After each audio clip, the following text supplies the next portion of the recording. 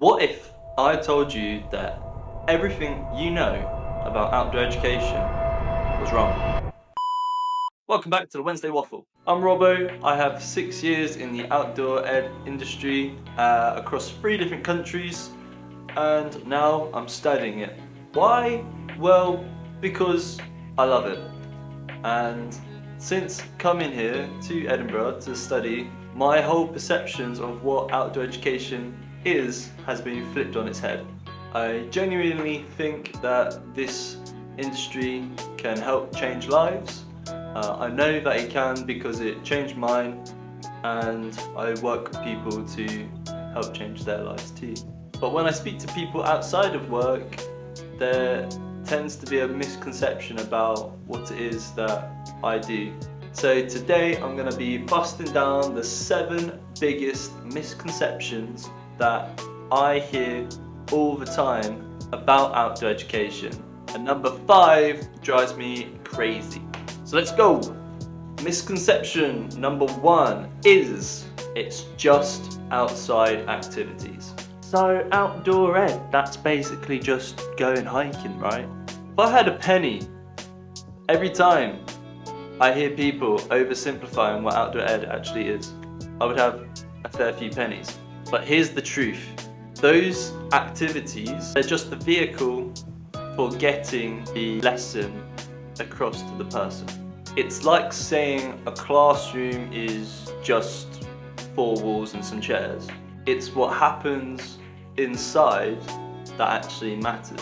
So now let's take an example of a climbing wall. What actually is happening there? So we might be processing fear in real time. You're building trust with yourself and with others, and you are problem solving when your body is telling you to quit or you're scared.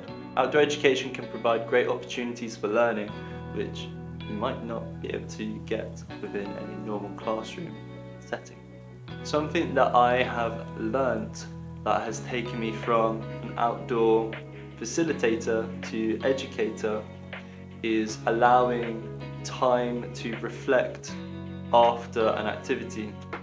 So instead of just saying good job for that climbing, which is fine, sometimes there's scenarios where you just need to say that, you can alternatively ask the participants to think, what did they learn during that climb? And again, like I say, you need to know, pick and choose when you ask these sorts of questions. You've got to know the participant.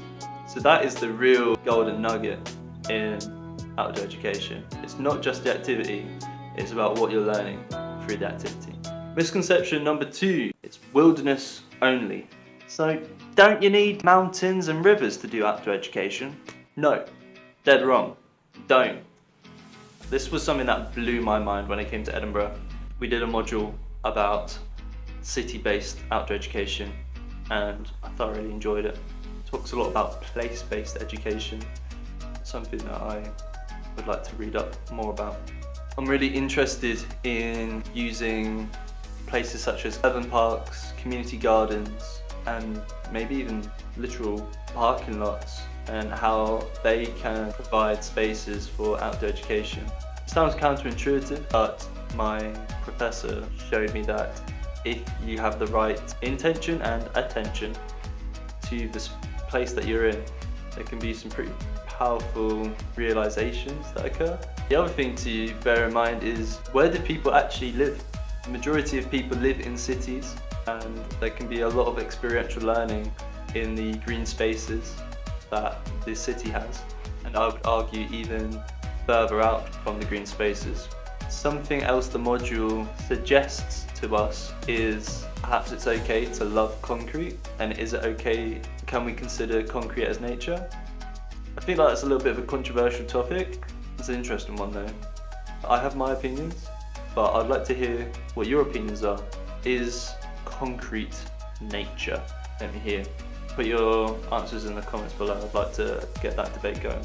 I guess I could sum up this point with the space that you're in doesn't need to be wild, but your experience of it does. Misconception number 3 is that it is just for kids.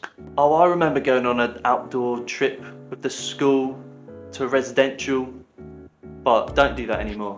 And I find that so baffling. I hear those sort of things all the time. Oh, I went climbing back in year 6, or I went for a ski trip, but it was back in school, and people don't do it anymore. This might go back to accessibility in the outdoors, and is something that, again, I'm interested in, and I would like to talk about that maybe in another video, and trying to break it down to make outdoors and outdoor activities more accessible. But it is a shame, and I wish people knew that the effects of outdoor education and outdoor adventurous activities can be had throughout all ages. You sometimes, as an outdoor educator, get the corporate team building events in, which can be really fun.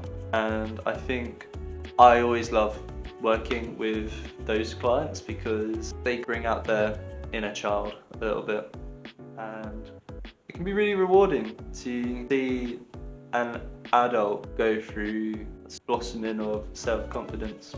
Another thing is, as an outdoor educator, I'm going through the effects of being outdoors.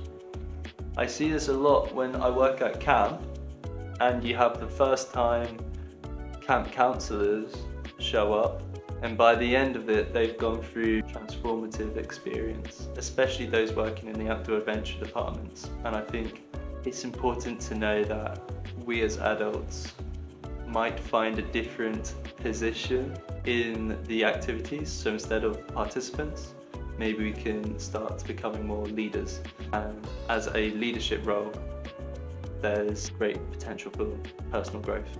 I hope that makes sense.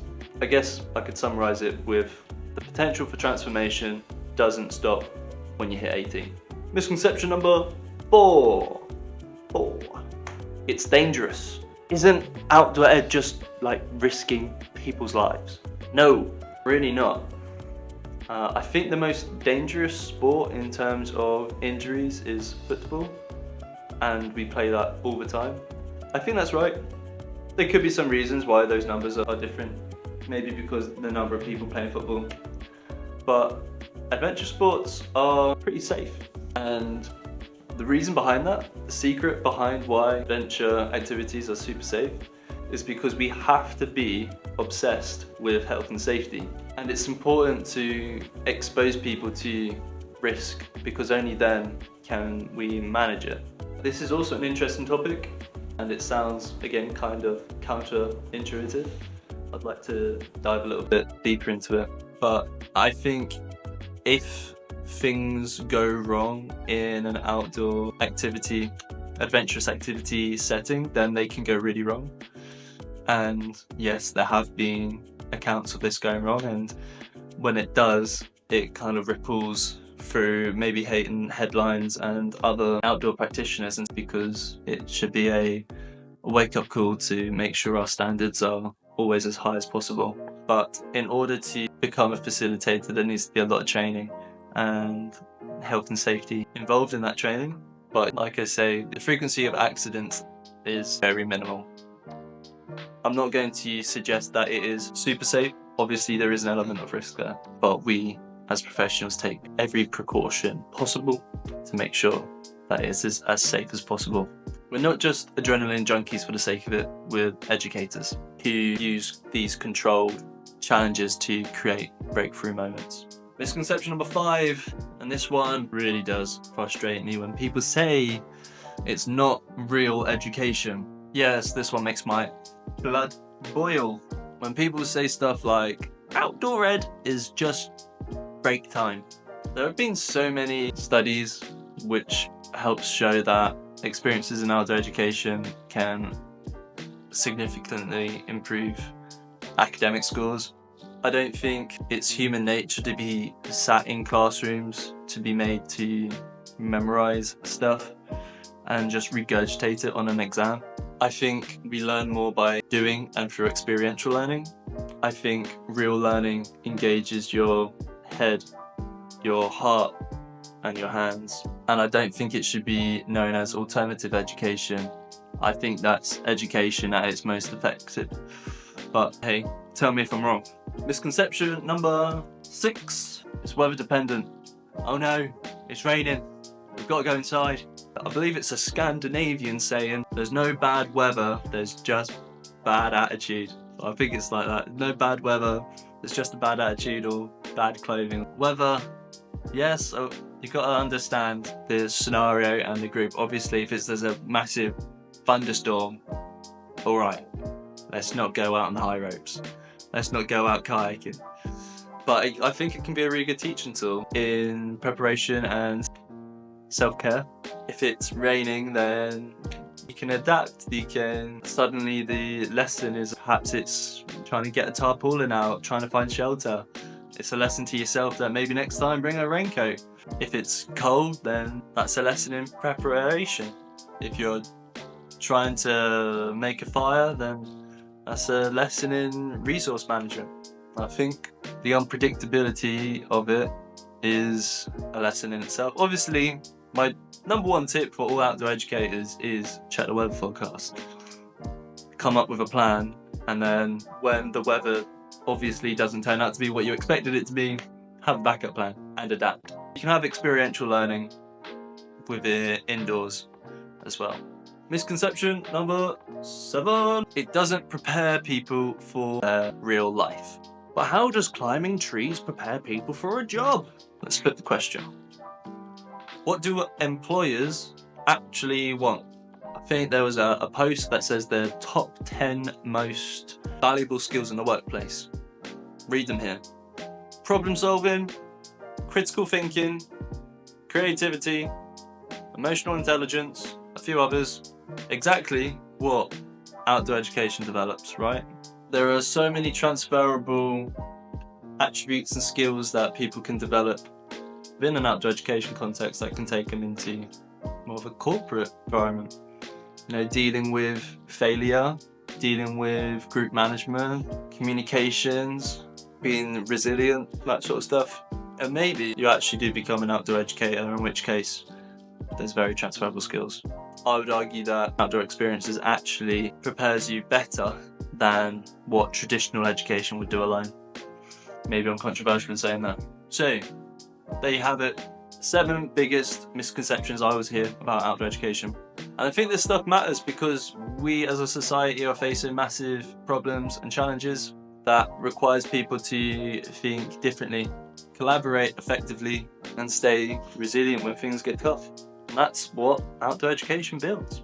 If you had an outdoor education experience that changed your life, maybe make a comment in it. I'd love to read about it and get that discussion going.